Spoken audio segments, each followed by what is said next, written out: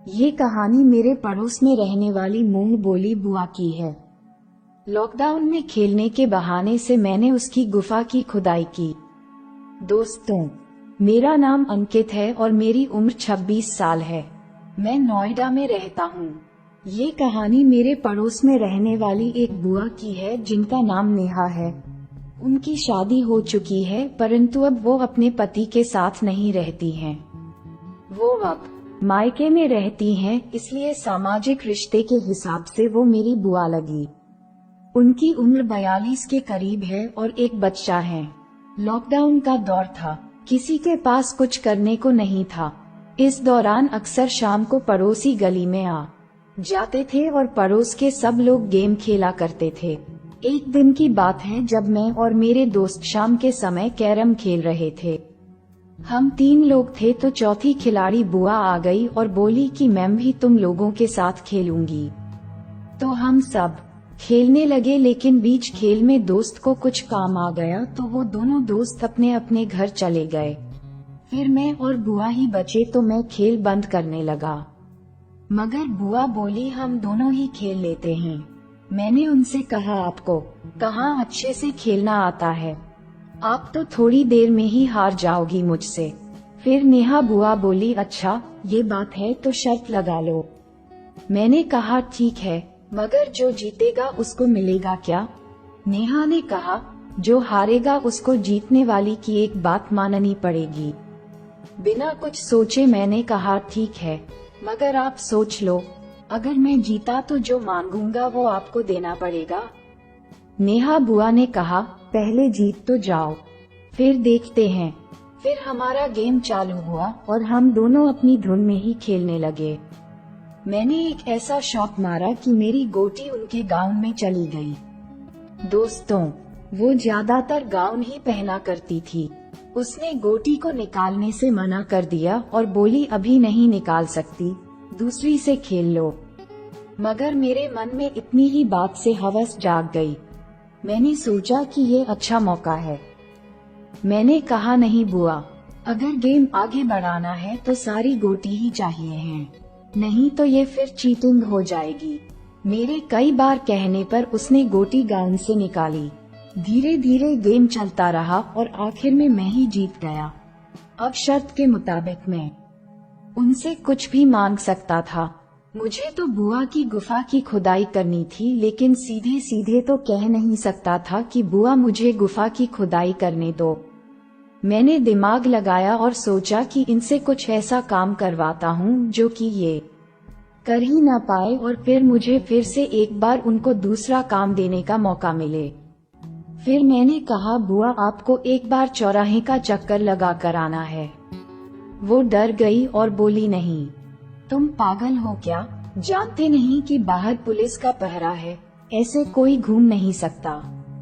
मैंने कहा तो फिर आप हार गई, अब आपको शर्त पूरी करनी ही होगी। वो बोली ठीक है, तो कुछ और काम बताओ।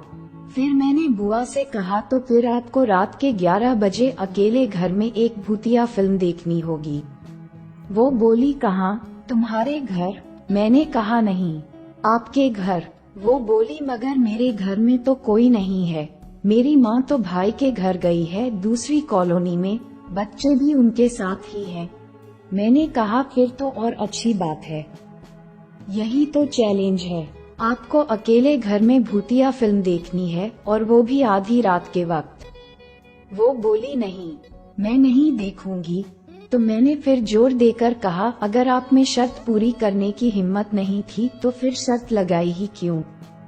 मैं अपने दोस्तों को बता दूंगा कि आपको आगे से हमारे साथ न खेलने दें, या तो आप शर्त पूरी करो या फिर हमारे साथ मत खेलना।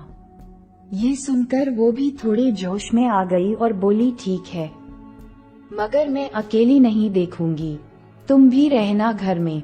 मैं मन ही मन खुश हो गया क्योंकि मैं तो यही चाहता था। मैंने कहा ठीक है, मैं दूसरे रूम में रहूंगा, आप अपने रूम में अकेली देखना। इस तरह रात का प्रोग्राम तय हो गया। अब मैंने जानबूझकर उनको ऐसी मूवी देखने को कहा जिसमें कई सारे खुदाई के सीन थे।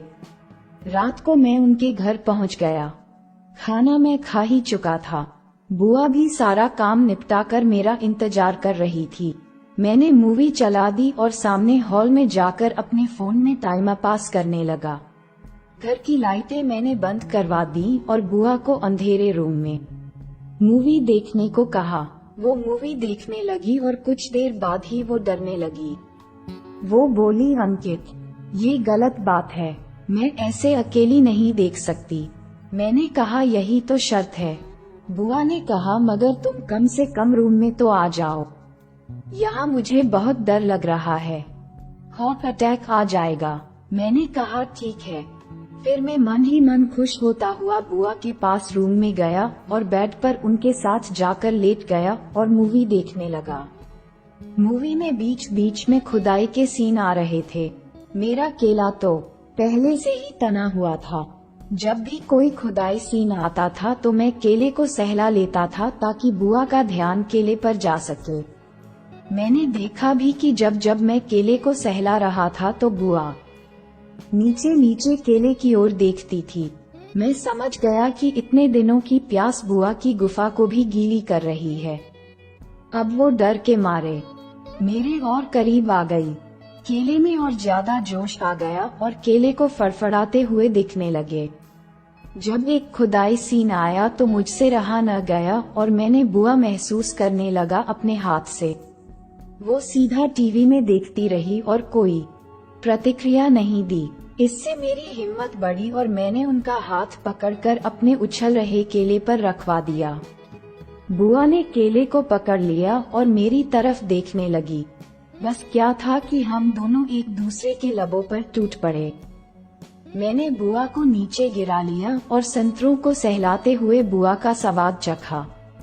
वो भी मेरे सिर को सहलाते हुए मेरी जीभ को अपने मुंह में खींचने लगी। कम से कम 5 मिनट तक हम दोनों एक दूसरे का स्वाद चख रहे थे। फिर मैं छतरी ऊपर से ही दूध दबाने लगा जिससे नेहा बुआ को दर्द होने लगा। मेरे हाथों की ताकत इतनी ज्यादा थी कि मुझे पता ही नहीं चला कि कितना जोर डाल रहा हूँ। मैं पूरे जोश में था और बुआ की खुदाई के लिए तड़प रहा था। बहुत दिनों के बाद आज मुझे गुफा मिलने वाली थी।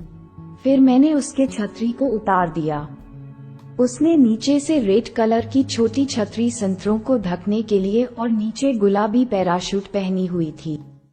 मैं छतरी के ऊपर से ही दूधों का रसपान करने लगा था। धीरे धीरे उसके प्लाट पर होते हुए मेरा एक हाथ गुलाबी पैराशूट में जाने लगा। जैसे ही मेरा हाथ गुफा पर पहुंचा तो उसने अपनी शिडिया चौड़ी करके गुफा को खोल दिया ताकि मैं अच्छे से गुफा को सहला सकूं। मैं गुफा को रगड़ने लगा और हथेली से गुफा की फांकों को सहलाने लगा। वो फिर गुफा को उठाकर मेरे हाथ की तरफ दबाने लगी। लग रहा था जैसे कि गुफा में बरसों कोई नहीं गया हो। मेरी उंगली गुफा को बार बार छेड़ रही थी। धीरे धीरे मैं हल्की सी उंगली पिच पर घुमा रहा था। जब मेरी उंगली पिच में थोड़ी अंदर जाती तो वह अपनी ग्राउंड को भींच लेती थी। इससे पता चल रहा था कि वो केला का स्वाद चखने के लिए कितनी बेताब हो चुकी है, मगर वो मुंह से कुछ नहीं बोल रही थी। बुआ ने गुफा को बिल्कुल साफ किया हुआ था। पिच एकदम से चिकनी महसूस हो रही थी। उसकी गर्म गुफा में जब उंगली अंदर जा रही थी तो केला में जोर जोर से झटके लग रहे थे। धीरे धीरे अब उसकी पिच में मुझे गीलापन महसूस होने लगा था। मुझे पिच को सहलाते और उंगली करते हुए 2-3 मिनट हो चुके थे। वो भी अब तड़प चुकी थी। मैं अब खुदाई के लिए और इंतजार नहीं कर सकता था।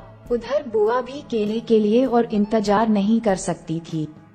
मैंने जल्दी से अपने कपड़े उतारे और बुआ की संतरों की छतरी और गुफा के पैराशूट को उतार दिया और खुदाई शुरू कर दी।